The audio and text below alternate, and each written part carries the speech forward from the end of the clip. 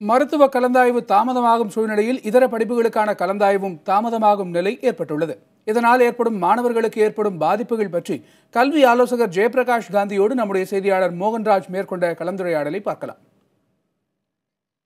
தற்பொழுது இந்த மருத்துவ கலந்தாய்வு தொடர்ந்து காலதாமதம் ஏற்படுறதுனால என்ன மாதிரியான பாதிப்புகள் ஏற்படும், இது பெற்றோருக்கும் மாணவர்களுக்கும் என்ன மாதிரியான பிரச்சனைகள் உண்டாகும்?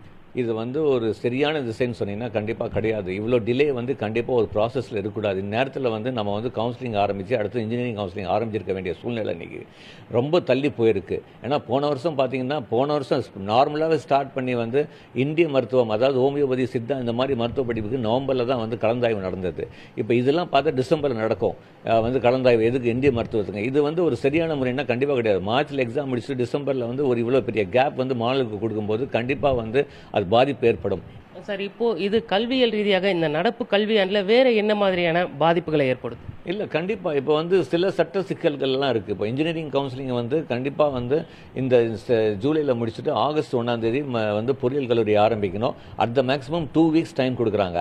இப்போ இருக்கிற நிலைமை பார்த்தா இந்த 2 வீக்ஸ் டைம் கூட பத்தாது. ஸோ இதுக்கு ஒரு ஸ்பெஷல் பர்மிஷன் வாங்கணும். இது பண்ணணும். இதுக்கப்புறம் நீங்கள் பார்த்தீங்கன்னா இப்போ ஸ்டூடெண்ட்னால இப்போ ஃபஸ்ட்டு செமஸ்டர் முடிக்கிறது கொஞ்சம் காலதாமதம் ஏற்படும். ஸோ அவங்களுக்கு லீவு கொஞ்சம் கம்மியாக இருக்கும். இந்த ஃபர்ஸ்ட் செமஸ்டர், செகண்ட் செமஸ்டர் இதெல்லாம் ஒரு கண்டினியூஸ் ப்ராசஸில் கண்டிப்பாக ஒரு சஃபரிங் தான் ஒரு ஸ்டூடெண்ட்டுக்கு. அது தவிர மற்ற கவுன்சிலிங் இப்போ நீங்கள் மருத்துவ கலந்தாய்வு முடிச்ச பிறகு தான் பேராமெடிக்கல் ஆரம்பிக்க முடியும். பேராமெடிக்கல் முடிச்ச பிறகு இந்திய மருத்துவம், side by side agriculture, veterinary, இந்த நிறைய விஷயங்கள்லாம் இருக்குது. ஸோ இந்த மாதிரி விஷயங்கள்லாம் இருக்கும்போது எவ்வளோ நம்ம உடனடியாக முடிவு எடுக்கிறோமோ அது கண்டிப்பாக மாணவர்களுக்கும் பெற்றோர்களுக்கும் ஒரு சாதகமாகவும் ஒரு மன நிம்மதியும் கொடுக்கும். இந்த பிரச்சனையை பொறுத்தவரைக்கும் ஏற்கனவே காலதாமதம் தொடர்ந்துகிட்டு இருக்கு.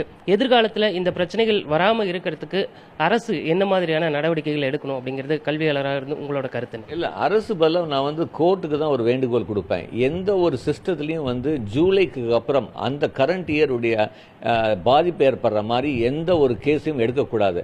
அப்படி அவங்க எடுத்துங்கன்னா உடனடியாக ஒரே நாளில் தீர்ப்பு சொல்கிற மாதிரி இருக்கணும். ஒரு கம்ப்ளீட்டாக ஹீரிங் வச்சுட்டேன்னா என்டையர் ப்ராசஸ் பிரேக் ஆகிற மாதிரி இருக்குது.